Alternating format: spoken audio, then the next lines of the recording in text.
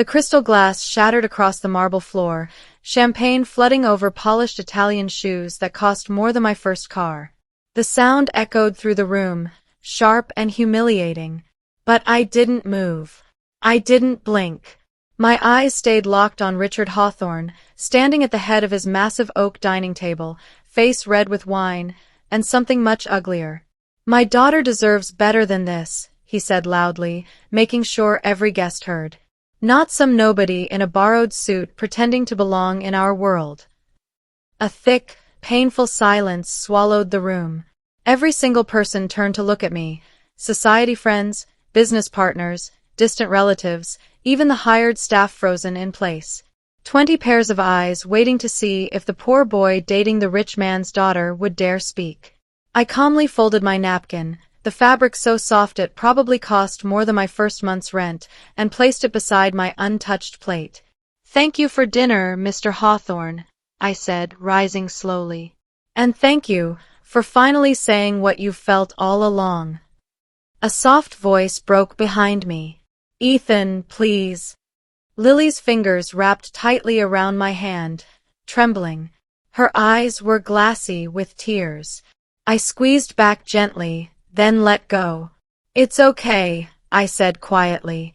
"Your father is right. I should know my place."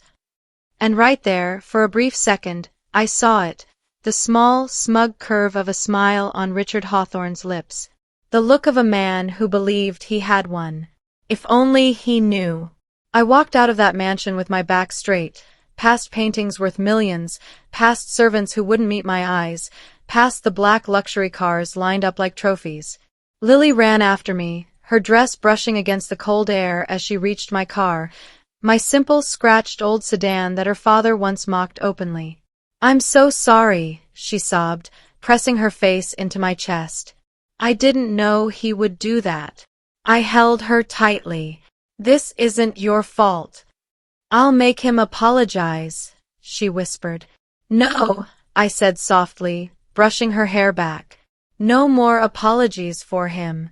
Tonight, he showed us exactly who he is." She cried harder then, and so did my heart. Right here, before everything else unfolds, please like this video and listen to my story till the end and let me know which city you're listening from. That way, I can see how far my story has traveled. You have no idea how much that support means. "I'll call you tomorrow," I told her as I pulled away. She nodded slowly, watching me drive off as the mansion lights shrank in my mirror like distant stars I was never supposed to reach. My phone began buzzing immediately. I ignored it. I already knew who it would be. Her mother trying to smooth things over. Her brother offering awkward comfort. Good people, but weak. I had a different call to make. As I merged onto the highway, I tapped my hands-free system. "Call Marina." She answered instantly. "Ethan, is everything okay? Cancel the Hawthorne Industries merger." Silence. "Sir, that's a $2 billion deal. Papers are scheduled for Monday." "I know. End it tonight. The penalties alone." "I don't care about the penalties." Her breath caught. "Understood. Send a termination notice to their lawyers. Say our values no longer align." "Ethan," her voice softened. "What happened at dinner?" "He called me trash in front of the entire room," I said calmly.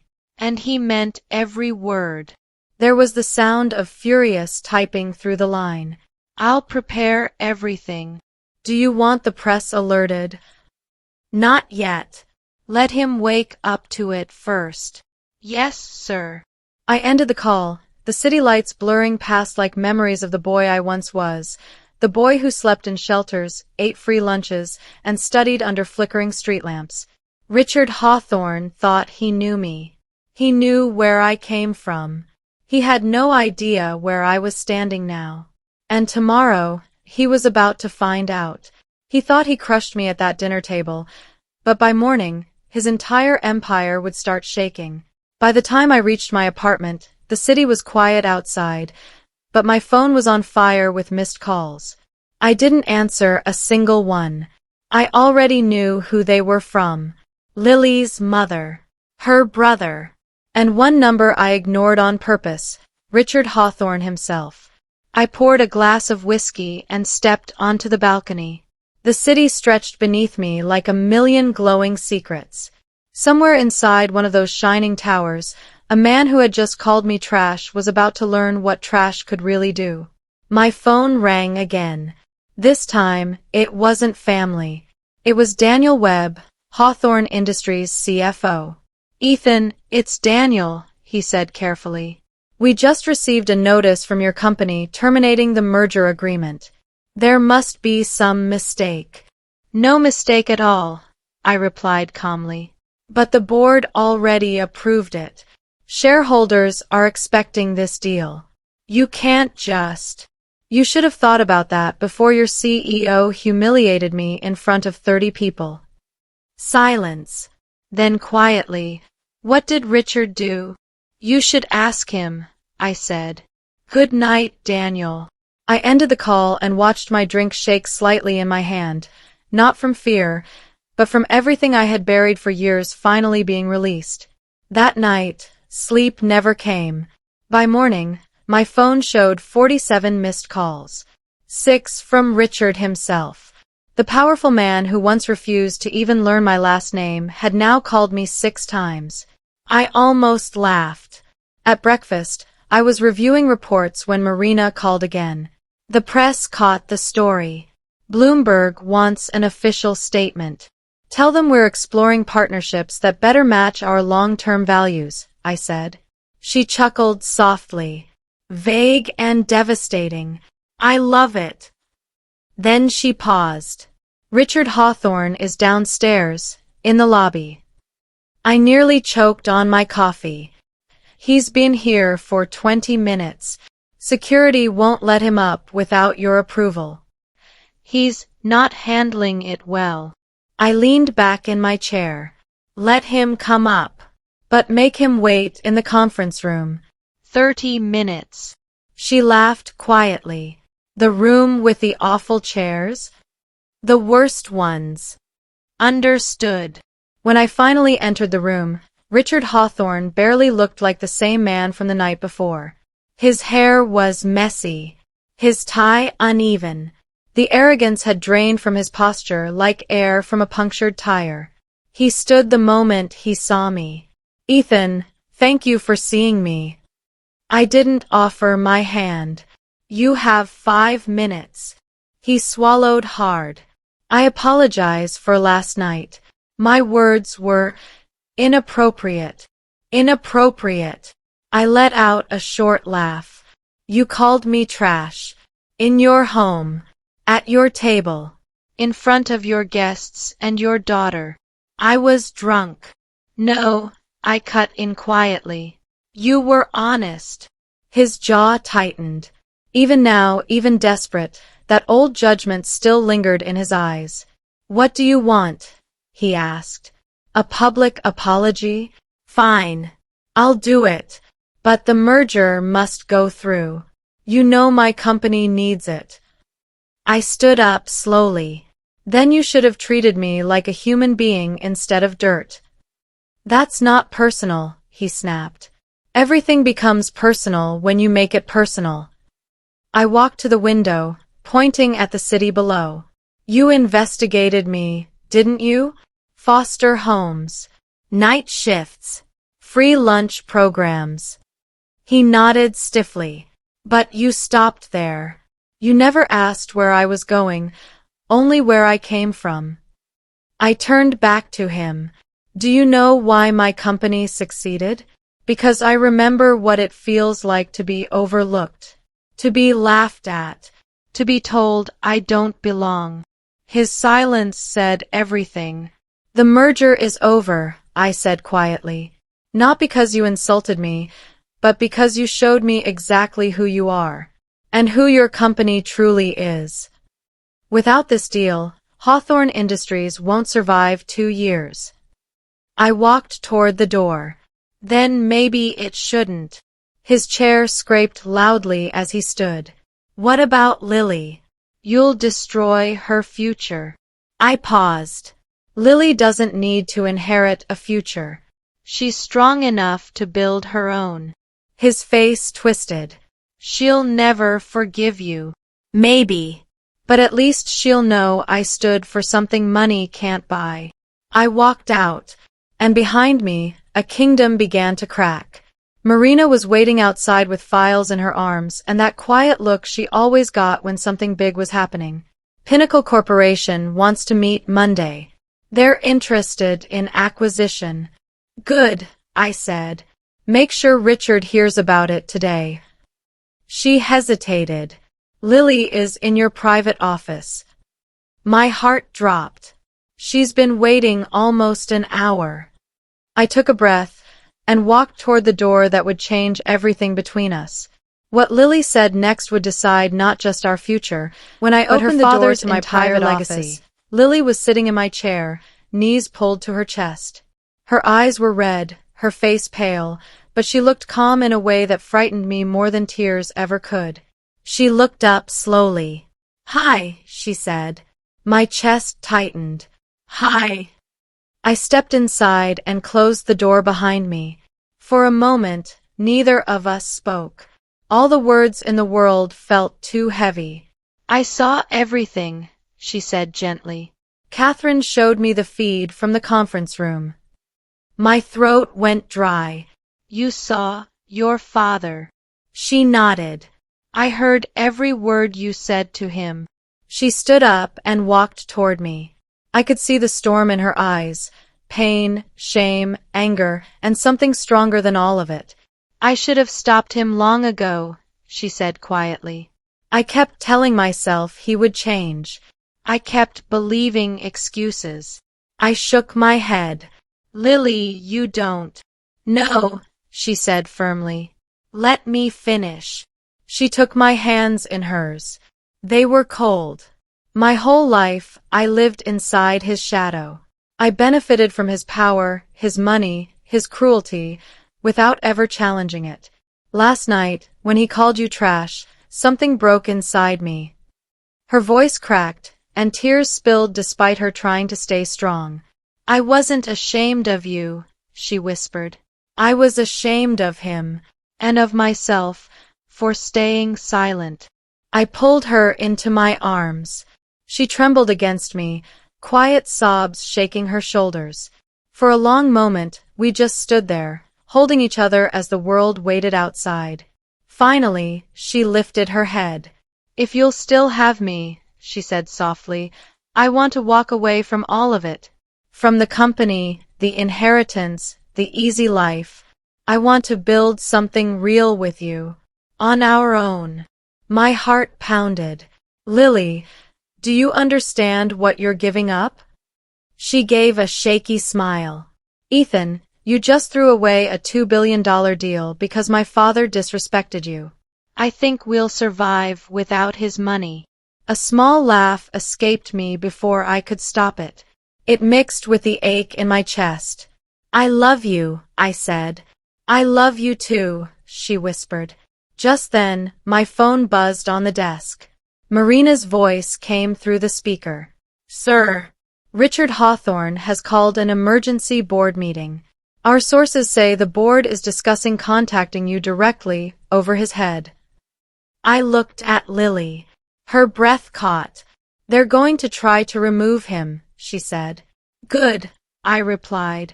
Tell them Cross Technologies is willing to reopen merger talks under new leadership.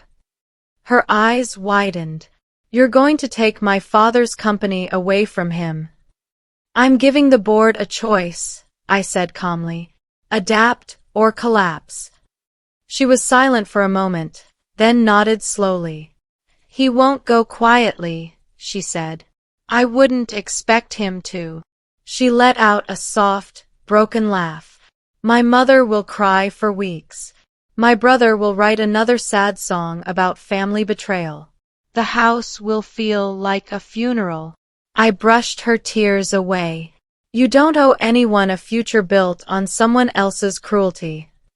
She leaned into me, eyes full of fire and sorrow at once.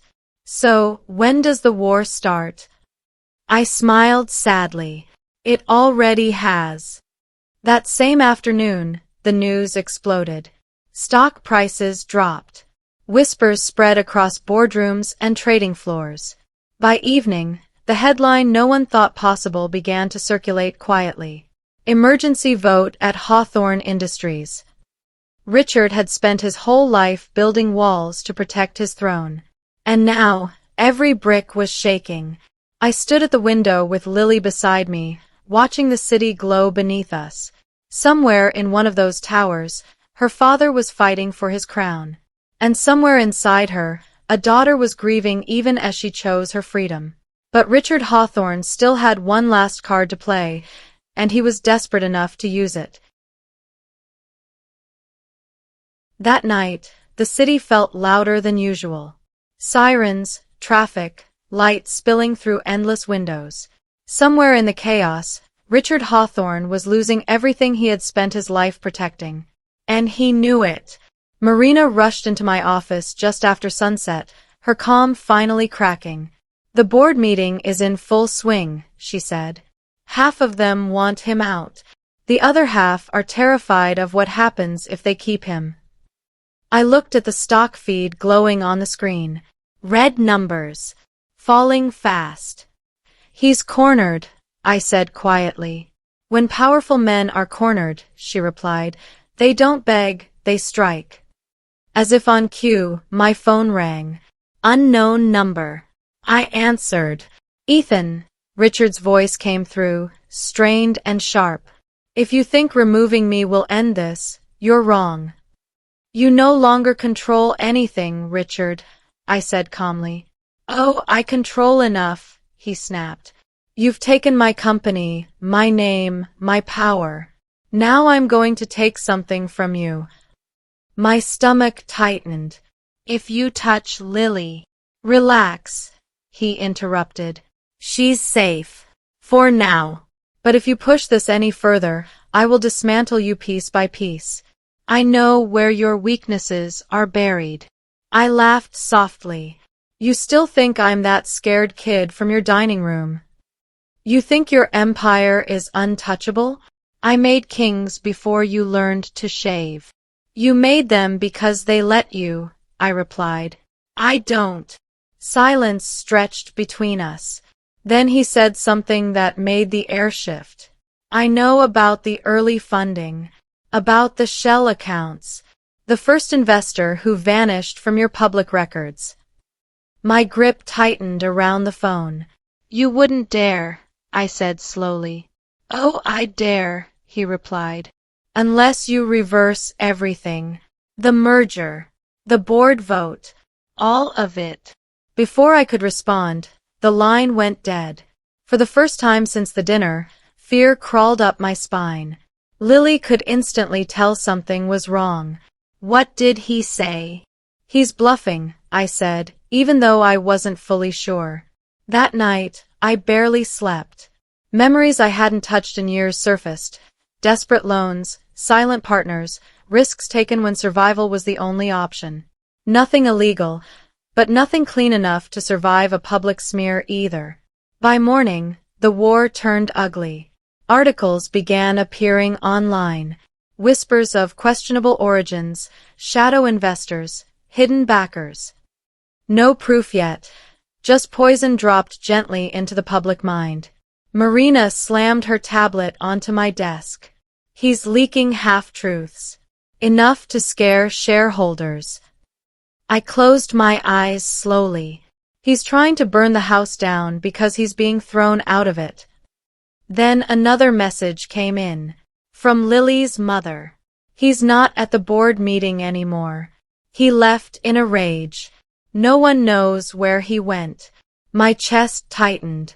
At the same time, Lily's phone started ringing. It was her father. She stared at the screen, shaking. "I don't want to answer," she whispered. "You don't have to," I said. But she lifted the phone anyway. "Dad." His voice came through weak, broken, nothing like the tyrant from the dinner table. You've destroyed me, he said, almost crying. Your fiancé poisoned my board.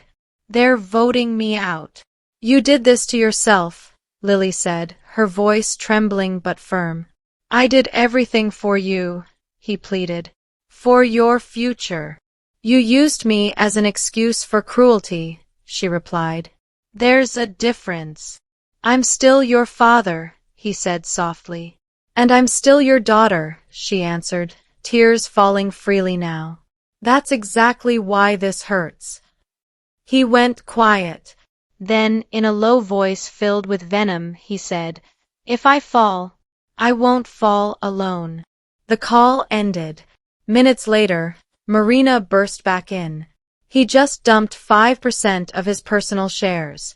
He's trying to crash the stock before he's removed. Let him, I said quietly. The board will see it as the betrayal it is. But inside, I knew this wasn't over. Not even close. Outside, thunder rolled across the sky for the first time in weeks. Lily stood beside me, pale and shaking. He's about to do something terrible, she whispered. And deep down, I knew she was right. By sunrise, Richard Hawthorne would make his most desperate move yet, and this time, someone would almost lose everything. By sunrise, the headlines were everywhere. Hawthorne Industries stock was in free fall. News anchors spoke with calm voices, but panic hummed beneath every word. Analysts argued. Shareholders screamed. Social media turned into a battlefield of rumors, accusations, and fear. And at the center of it all stood one man who refused to lose with dignity. Richard Hawthorne. Marina stormed into my office before I even finished my coffee. He's released a public statement, she said sharply. He claims you manipulated the merger from the beginning. He's accusing you of corporate coercion and hidden partners. I closed my eyes for a second. He's trying to poison me so no one trusts the board's vote. And it's working, she added. Some investors are panicking. Across the room, Lily stood frozen in front of the screen, staring at her father's shaking image on live television. This isn't business anymore, she whispered. This is revenge. Before I could answer, my phone rang again. Unknown number. I picked up. Ethan, Richard's voice came through calm now. Too calm. Turn on the news. I already am. Good. Then you see what happens when you corner a man who built his life on control. You're destroying your own company. No, he said softly. I'm destroying yours. The call ended. Within minutes, Cross Technologies stock dipped for the first time in years. Not a crash, but a warning. Fear spreads faster than truth ever does. Marina looked pale. If this continues, the board might hesitate. They hate instability more than corruption. My jaw tightened. Then something unexpected happened. A message arrived from one of Richard's own board members. He's been hiding offshore losses for 3 years. We have proof. My breath caught. Proof. Real proof. Not rumors. Not half-truths. Truth. I forwarded it to Marina. Verify it. Quietly. She moved fast. Fingers flying. Calls whispered. Every second felt like an hour. Finally, she looked up. It's real, she said. And if this goes public, he's finished. Criminally finished. Across the room, Lily sank into a chair, her hands shaking. You're going to expose him, she whispered. I don't want to, I said honestly. But he's forcing my hand. Tears slid down her face. No matter what he's done, he's still my father. I knelt in front of her, and that's why this hurts so much. For a moment, she broke completely. Quiet, shattered crying. The kind that comes from years of buried truth rising all at once. I held her while the world outside sharpened its knives. Then Marina's phone buzzed again. He's on the move, she said. Left the city. Took his private driver. Destination unknown. My chest tightened. He's running. No, she corrected quietly. He's plotting. Minutes later, another alert flashed across the screen. Emergency injunction filed against Cross Technologies. Richard had gone for my throat. If granted, it would freeze key operations. It's a delay tactic, I muttered. But it could cost millions, Marina said. I looked at Lily. Her eyes were wet but steady now. Do it, she said. Do what? End this, she whispered. Not as a businessman, as a truth. Within an hour, every major financial outlet received the files. Offshore accounts, hidden losses, fabricated balance sheets. By noon, the story exploded. Richard Hawthorne went from wounded king to exposed liar in 6 brutal hours. His emergency injunction was dismissed. His board reconvened without him, and arrest warrants were quietly prepared. When the confirmation came, Lily didn't celebrate. She stood still, as if her whole childhood was replaying in front of her, frame by frame, now stained with truth. Is it done? She asked softly. No, I said. But it's ending. That evening, as the sun sank red behind the skyline, my phone vibrated once more. This time, the caller ID showed a name I hadn't seen in years. Richard Hawthorne. Private line. I answered. His voice was no longer powerful. It was empty. You win, he said quietly. They're coming for me. I said nothing. After a long pause, he whispered, Tell my daughter. I never meant to turn into this. My throat tightened. Then the line went dead. Outside, sirens echoed faintly in the distance. Lily collapsed into my arms and cried like a child, not for a fallen tyrant, but for a father she had lost long before today. But the fall of a king is never the end of the story, and what happened next would change Lily and me forever. The next morning, the city woke up to flashing lights and breaking news. Richard Hawthorne arrested. Those words rolled across every screen like thunder. Marina stood silently before the television, arms crossed. Even she, who had seen every ruthless move in business, looked unsettled. They picked him up at the airport, she said quietly. He was trying to leave the country. Lily was standing beside me, wrapped in one of my jackets. When she heard it, her knees gave out. I caught her before she hit the floor. For a moment, she didn't cry. She just stared at the wall like someone watching their entire past collapse in slow motion. They put him in handcuffs, she whispered. My father, in handcuffs. I didn't speak. There were no words that could soften that image. By noon, the full story broke. Fraud. Offshore accounts. Fabricated reports. Years of deception. The man who once ruled boardrooms with one sentence was now being discussed like a criminal case study. Outside the building, reporters gathered. Cameras waited like predators. Sir, do you have a statement? Is Cross Technologies responsible for Hawthorne's fall? Was the engagement a corporate setup? Marina shut the blinds with a firm snap. Don't answer anything today, she said. Let the truth breathe on its own. But Lily couldn't escape the noise. Her mother called first. Crying. Broken. He ruined everything, she sobbed.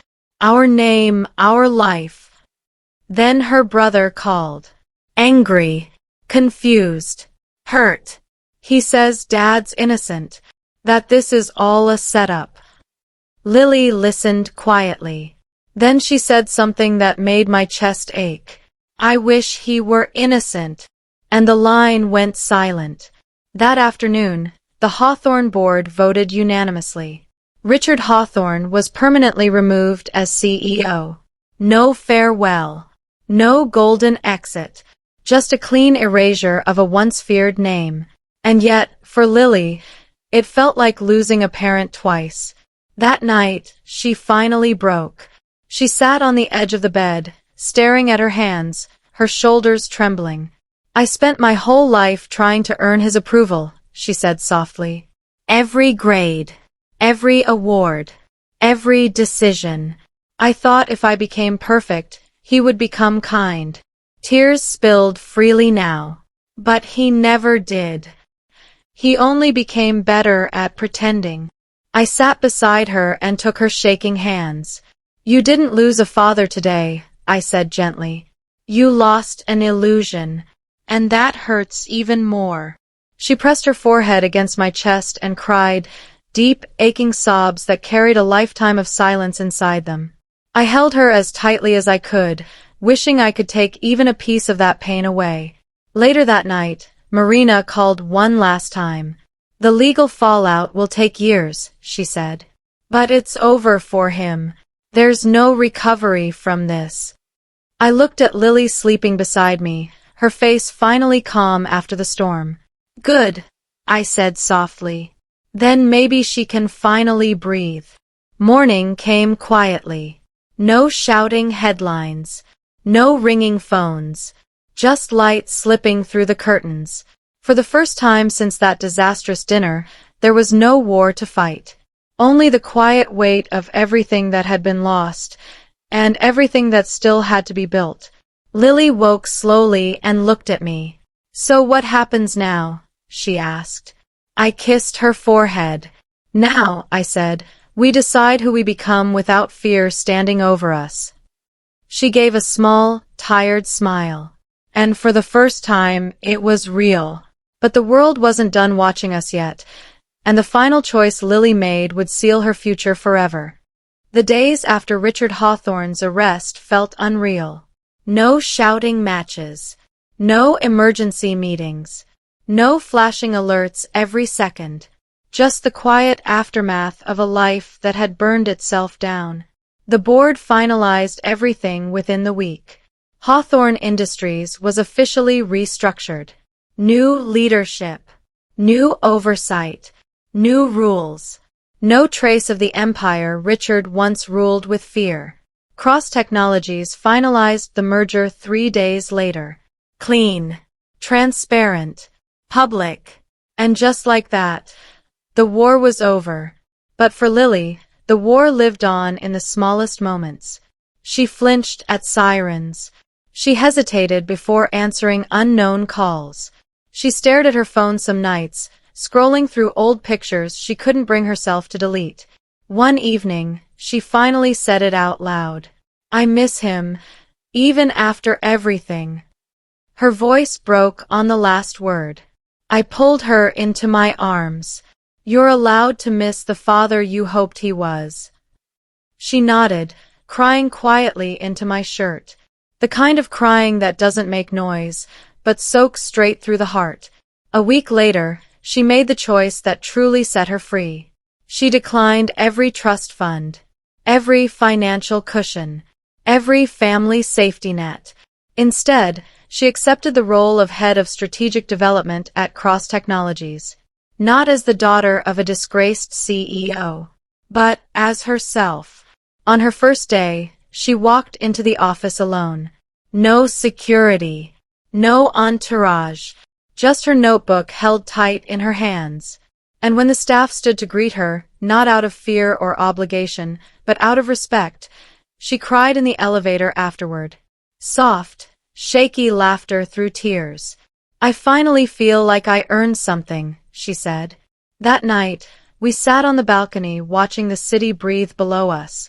The same city that once felt like it would swallow us alive. The same city that now felt like possibility. "You know," she said quietly, "if my father could see this, he wouldn't recognize me." I smiled sadly. "That means you did it right." She leaned into me, exhausted but lighter than I had ever seen her.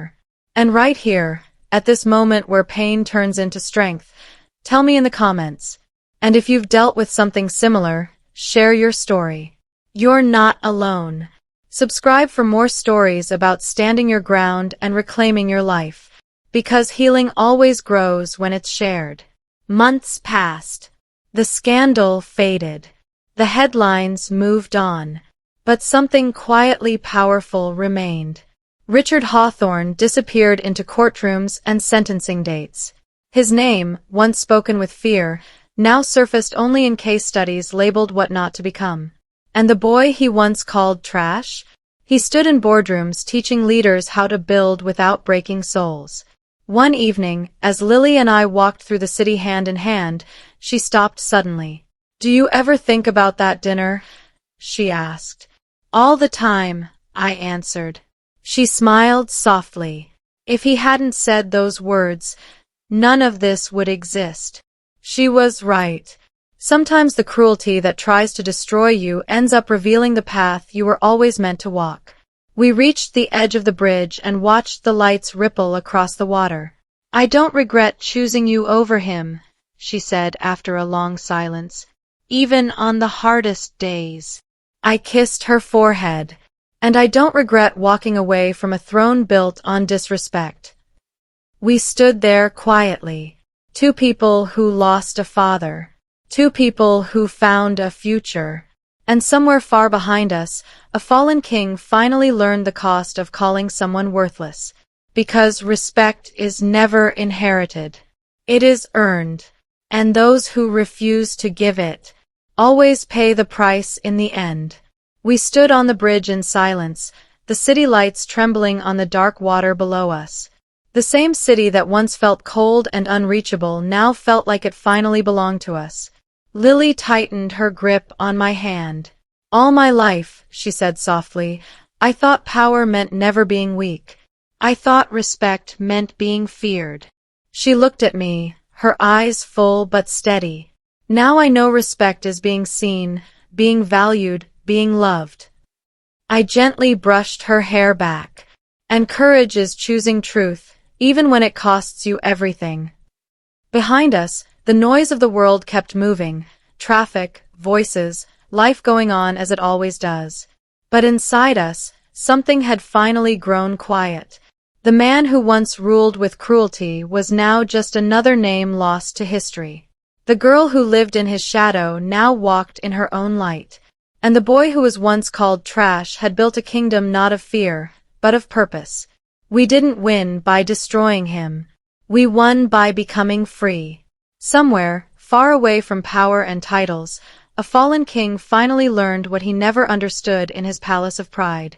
Respect is not inherited. It is earned. And those who deny it to others always lose it in the end. Lily rested her head on my shoulder. The wind moved softly around us. And for the first time in a long time, we looked forward. Not in anger, not in revenge, but in peace.